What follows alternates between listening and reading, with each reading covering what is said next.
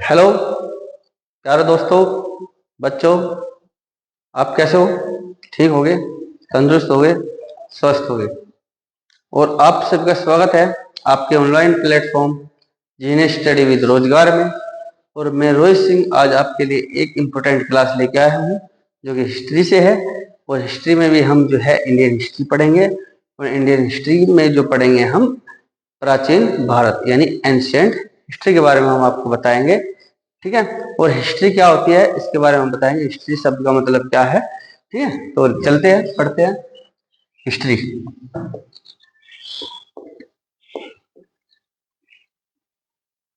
इसको हिंदी में इतिहास बोलते हैं। इतिहास कहते हैं, क्या कहते हैं बेटा? इतिहास। और इस शब्द का जो मतलब है, इस शब्द का मतलब क्या है? घटनाओं का उल्लेख। क्या है? घटनाओं का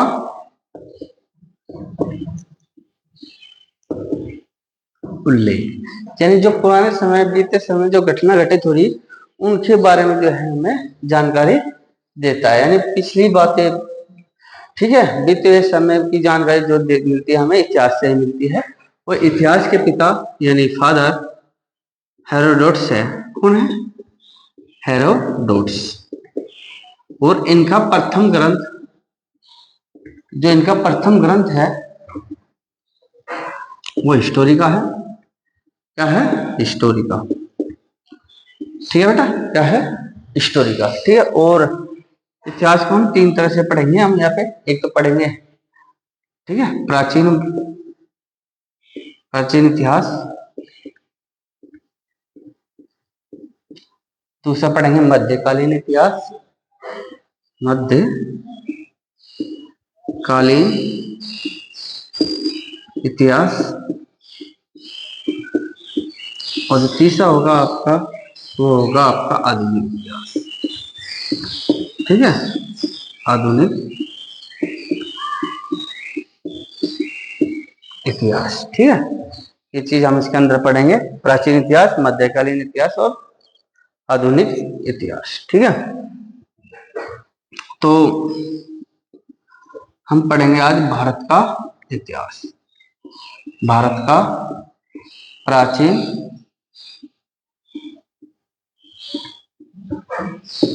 इतिहास यानी Indian ancient history. Indian ancient history. ठीक है बेटा, भारत का प्राचीन इतिहास, इंडियन एंशिएंट हिस्ट्री जो है हम आज यहाँ पे पढ़ेंगे। ठीक है, अच्छा, प्राचीन का मतलब होता है पुराना। प्राचीन माने पुराना, यानी पुरानी बीती हुई समय, बीता हुआ समय। और उसके उस टाइम जो घटनाएं हो रही उस घटना के बारे में हमें जानकारी मिलती है। ठीक है, जैसे हमारे जो पूर्वज थे किस धर्म को मानते थे, किस क्या ग्रंथ थे उस टाइम, क्या क्या इतिहास था, क्या ऐतिहासिक इमारतें थी, विदेशों के बारे में जानकारी। ठीक है, उन सब के बारे में जानकारी, और कैसे हमारा भारत आजाद हुआ, इन सब की जो जानकारी मिले हैं हमें इतिहास से ही मिलती है। ठीक है, और प्राचीन भारत की जो है इसकी जानकारी के लिए जो इसकी जानकारी मिलती है, इसकी जानकारी हमें मुख्य चार स्रोतों से मिलती है। पहले स्रोत, चार स्रोतों से जो है इसकी जानकारी हमें मिलती है, चार स्रोतों से। पहला स्रोत जो है आपका है धर्म ग्रंथ। क्या है? धर्म ग्रंथ। ठीक है, क्या है बेटा? धर्म ग्रंथ। दूसरा है ऐतिहासिक ग्रंथ, ऐतिहासिक ग्रंथ। क्या है बेटा? ऐतिहासिक ग्रंथ। तीसरा है, ठीक है, विदेशियों का विवरण। क्या है? विदेशियों का विवरण। विदेशियों का विवरण। और चौथा क्या है आपका? पुरातात्विक स्रोत। पुरातात्विक स्रोत। ठीक है, क्या है? पुरातात्विक स्रोत। ठीक है, इसके बारे में जो है हम डिटेल में पढ़ेंगे। ठीक है, जो है भारत का जो प्राचीन इतिहास है उसके बारे में मुख्य चार स्रोत है जहाँ से हमें इसके बारे में जानकारी मिलती है, धर्म ग्रंथ, ऐतिहासिक ग्रंथ और विदेशियों का विवरण और प्रत्यक्ष स्रोत। ठीक है, चलते हैं नेक्स्ट स्लाइड की तरफ, आप इसके स्क्रीनशॉट ले लीजिए। ठीक है, तो पढ़ते हैं अपने। ठीक है, तो हेडिंग डालिए, पहला धर्म ग्रंथ एवं ऐतिहासिक ग्रंथों से मिलने वाली जानकारी, ग्रंथों से मिलने वाली जानकारी। ठीक है, डाल दिया। ठीक है, तो धर्म ग्रंथ में सबसे पुराना ग्रंथ जो है हमारा, सबसे पुराना ग्रंथ वेद है। क्या है? वेद। क्या है बेटा? वेद। और इनकी संख्या कितनी है? 4। और इनकी संख्या कितनी है? 4। ठीक है, पहला ऋग्वेद, दूसरा सामवेद, तीसरा यजुर्वेद,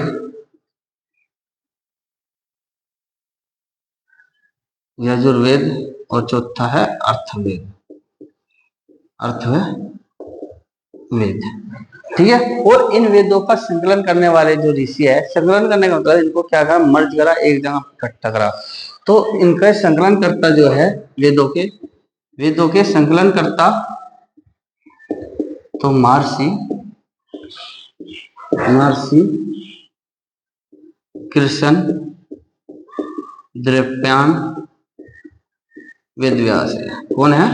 वेद व्यास। ठीक है बेटा, इनको जो है इन वेदों को क्या करा? संकलन करा, और किस ऋषि ने करा? महर्षि कृष्ण द्रव्यान वेद व्यास ने करा। ठीक है, और इन चारों वेदों को, ठीक है, चारों वेदों के पाठ्यकर्ता को, जो यानी इनको पढ़ता है, तो उसको बोलते हैं, इन चारों वेदों को पढ़ने वाले को बोलते हैं उपाध्याय। क्या बोलते हैं बेटा? उपाध्याय। ठीक है, क्या बोलते हैं इनको? उपाध्याय। ऐसा इतना आपको समझ में आता होगा। और साथ ही साथ लिखते चलिए अपने हाथ से, कलम के द्वारा। ठीक है, लिखिए, साथ साथ नोट्स बनाते चलिए। ठीक है, तो आप जितनी मेहनत करोगे आपके काम में आएगी, क्योंकि लिखकर जो है ना, आप मेहनत करोगे और जल्दी जो है आप सक्सेस होगे। तो आप लिखते चलिए जो जो हम लिखवा रहे हैं, और इसका रिवीजन रिकॉल करते रहिए। ठीक है, तो पहला वेद के बारे में पढ़ते हैं, ऋग्वेद। हेडिंग डाल लीजिए ऋग्वेद।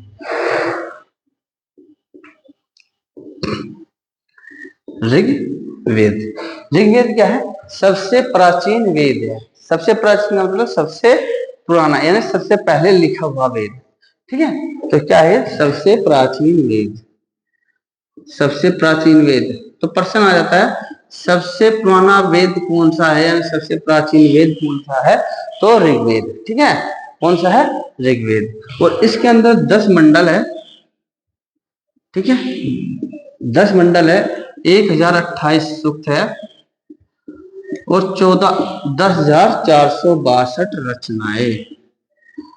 ठीक है बेटा, 10,462 रचनाएं हैं। ठीक है, इसको जो है आप साथ के साथ जो है लिखते चलिए। ठीक है, और ऋग्वेद के जो पाठ्यकर्ता का मतलब जो इसका पाठ करते हैं उसको क्या कहता है? होर्त कहा जाता है। होर्त। क्या कहते हैं इसको? होर्त कहते हैं। क्या कहते हैं इसको?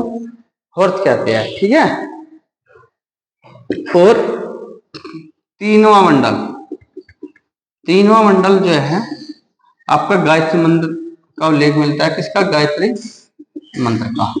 किसका बेटा? गायत्री मंत्र का उल्लेख मिलता है।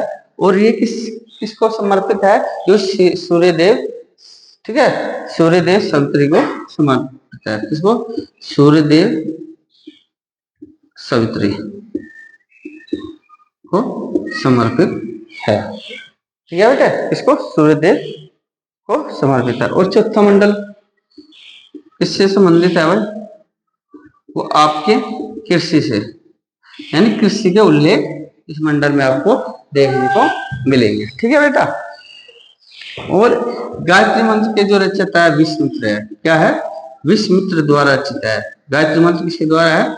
विश्वामित्र द्वारा रचित। ठीक है। और गायत्री मंत्र का उल्लेख ऋग्वेद के तीसरे मंडल में मिलता है। ठीक है बेटा, इतना आपको पता चल गया। तो लिखो अगला 7वां मंडल। मैं आपको वही यहाँ पे करवाऊंगा जो आपके एग्जाम से जो है इंपॉर्टेंट है।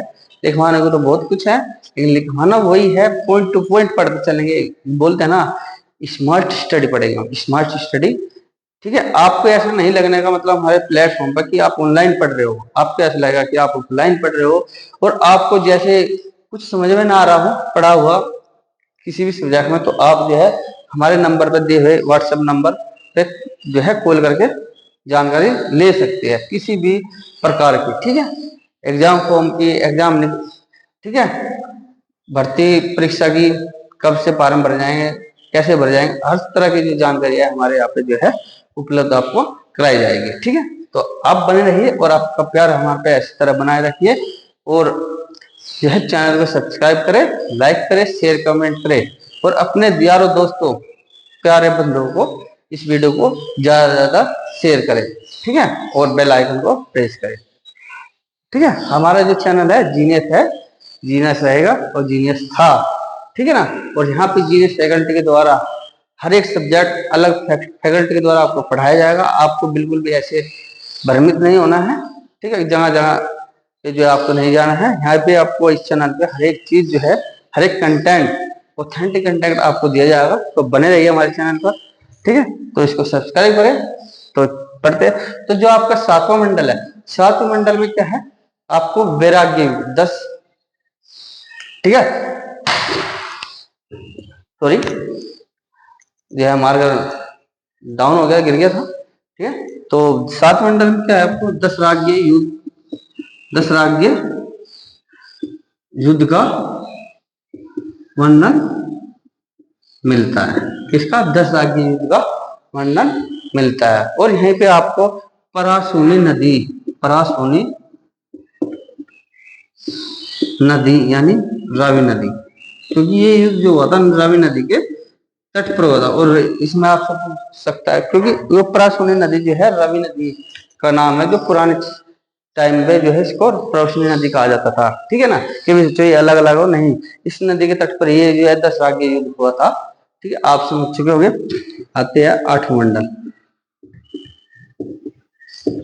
ठीक है बेटा, जो 8वां मंडल है आपका, ठीक है, ये मंडल जो है जो हाथों के द्वारा जो लिखित रचनाएं हैं, हाथों के द्वारा रचित रचनाओं को क्या कहा जाता था? खिल कहा जाता था।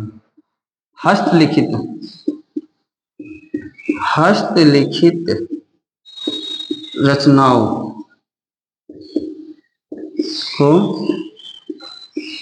खिल कहा जाता था।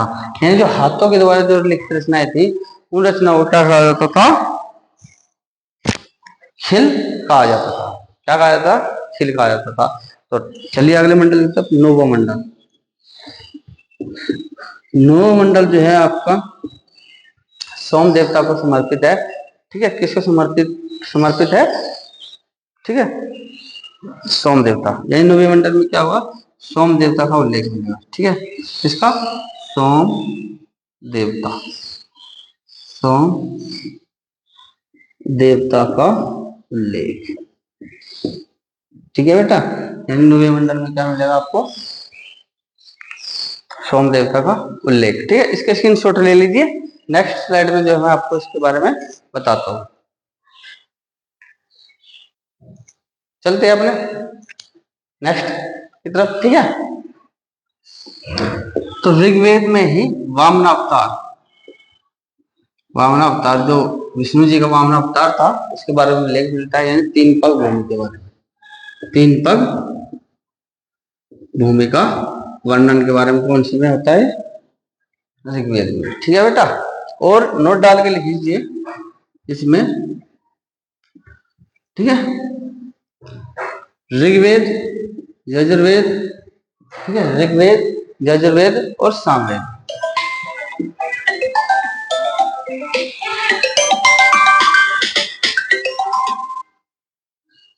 ऋग्वेद, यजुर्वेद और सामवेद। ठीक है, इन तीनों के पाठ्यकर्ता को जो इनका अध्ययन करता है उसको वेद त्रय कहते हैं, वेद त्रय कहते हैं। क्या कहते हैं? वेद त्रय कहते हैं। तो चलते हैं, थोड़ा सा इससे हो गया था, उसको थोड़ा स्किप कर दी थी वीडियो। तो चलते हैं अपने अगले वेद, यजुर्वेद। ठीक है, जो नेक्स्ट वेद है आपका यजुर्वेद की तरफ। ठीक है, यजुर्वेद के जो पाठ्यकर्ता है, यानी इसको पढ़ने वाले को, जो इसका अध्ययन करते हैं उसको उदात्त कहते, वो सॉरी क्या कहते हैं? अर्धव्यू कहते हैं, अर्धव्यू कहते हैं। क्या कहते हैं? अर्धव्यू कहते हैं। और यज्ञ से मतलब है यहाँ पे यजुर्वेद जो है यज्ञों की विधि निर्माण का वर्णन होता है। यजुर्वेद में क्या होता है? यज्ञों की विधि निर्माण का वर्णन। ठीक है बेटा, यजुर्वेद में जो है यज्ञों की विधि निर्माण का वर्णन होता है और सहस्वर पाठ के लिए मंत्रों का उच्चारण। ठीक है, और सहस्वर पाठ के लिए, सहस्वर पाठ के लिए मंत्रों का उच्चारण, मंत्रों का उच्चारण। ठीक है बेटा, सहस्वर पाठ के लिए क्या होता है? मंत्रों का उच्चारण। और यजुर्वेद गद और पद दोनों में होता है। यजुर्वेद क्या होता है? गद व पद दोनों में होता है, दोनों में होता है। चलते हैं नेक्स्ट वेद की तरफ, सामवेद। सामवेद, साम प्लस वेद। ठीक है, साम जो शब्द है, इस शब्द का मतलब गान। ठीक है, इसलिए सामवेद को भारतीय संस्कृति के जो संगीत है उसका जनक कहा जाता है। ठीक है, तो सामवेद की क्या जाता है? भारतीय संगीत का जनक, भारतीय संगीत का जनक कहा जाता है। ठीक है, क्या कहा जाता है? सामवेद को भारतीय संस्कृति का संगीत का जनक। ठीक है, और इसके जो पाठ्यकर्ता है, इसके जो पाठ्यकर्ता है यानी इसका अध्ययन करने वाले, यानी इसको पढ़ने वाले को क्या कहा जाता है? इसके अध्ययन करने वाले को उदात्त कहते हैं। क्या कहते हैं? उदात्त। क्या कहते हैं? उदात्त कहते हैं। इसके पाठ्यकर्ता को क्या कहते हैं? उदात्त कहते हैं। ठीक है, और इसका संकलन ऋग्वेद पर आधारित है। क्या है इसका संकलन? क्या है इसका संकलन? ऋग्वेद पर आधारित है। किस पे बेटा? ऋग्वेद पर आधारित है। और इसमें 1810, ठीक है, कितने है इसमें? 1810 सूक्त है। कितनी? 1810 सूक्त है। ठीक है बेटा, इसको नोट डाउन करिए और लिखते चलिए। मैं 1 सेकंड के लिए जो है बोर्ड से हट जाओ, आप इसका स्क्रीनशॉट ले लीजिए। और चलते अपने लास्ट वेद की तरफ, जिस वेद का नाम है अर्थवेद। किसका है? अर्थवेद। अर्थवेद। ठीक है, वो अर्थवेद की जो रचयिता है वो है अर्थव ऋषि। क्या नाम है उसके रचयिता का? अर्थव ऋषि। अर्थव ऋषि इनका नाम है। ठीक है बेटा, और इनके जो इसमें जो है 731 मंत्र है और 6000 पद है। मंत्र कितने हैं इसमें? 731 मंत्र और 6000 पद। ठीक है बेटे, 731 मंत्र और 6000 पद है। और इस वेद में कन्याओं के जन्म की निंदा की गई है। ठीक है, इस वेद में क्या है? कन्याओं के जन्म की निंदा की गई है। ठीक है, क्या की गई है? कन्याओं के जन्म की निंदा इसमें की गई है। और यह सबसे बाद का वेद है। ये क्या है? सबसे बाद का वेद है, यह नया वेद बता लो। सबसे बाद का वेद है। अंधविश्वास इस वेद में क्या था? अंधविश्वासों का विवरण मिलता है। ठीक है, यानी इसमें जो लोग थे, ठीक है, जादू टोने पे विश्वास करते थे। ठीक है, यानी जादू टोनों को जो है ज्यादा मानते थे। अंधविश्वासों का विवरण यानी जादू टोना। जादू टोना का जो है यहाँ पे विवरण मिलता है। ठीक है भाई। और ये आपका जो है, आप मैंने जो है आपको चारों वेद पढ़ा दिए हैं। और नोट करके एक लाइन लिख लीजिए इसमें, नोट लिख करके एक लाइन लिख लीजिए कि यजुर्वेद और सामवेद में किसी भी ऐतिहासिक घटना का वर्णन नहीं है। क्या लिखना है इसमें? यजुर्वेद व सामवेद में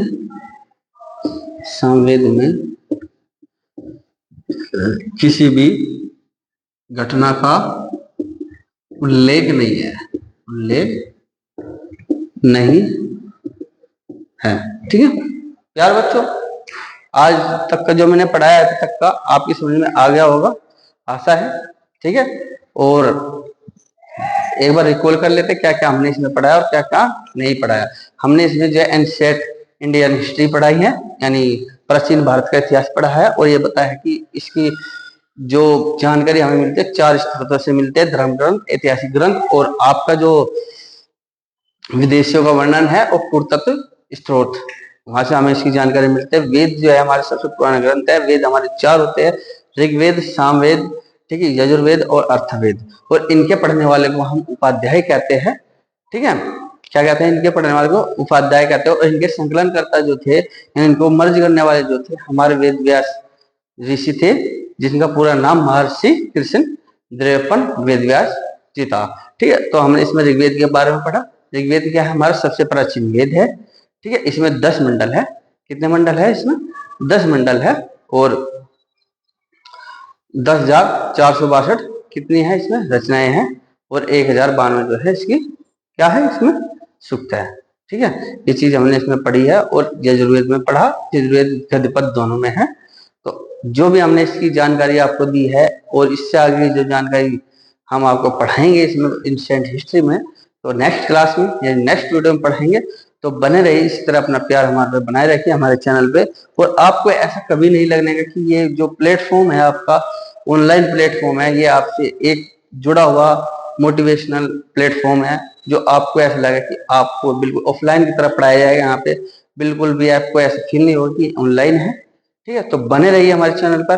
ठीक है, और चैनल को सब्सक्राइब करें, लाइक करें, शेयर करें, कमेंट करें। और मैं रोहित सिंह, ठीक है, मिलते हैं अपने नेक्स्ट वीडियो को लेके। एंशिएंट हिस्ट्री पार्ट 1 था ये, और मैं पार्ट 2 लेके आने वाला हूँ नेक्स्ट वीडियो में। तो पार्ट 2 देखने के लिए हमारे चैनल को सब्सक्राइब करें और ज्यादा से ज्यादा अपने दोस्तों को शेयर करें। ठीक है, please like, share and comment. ठीक है, जय हिंद, जय भारत, वंदे मातरम।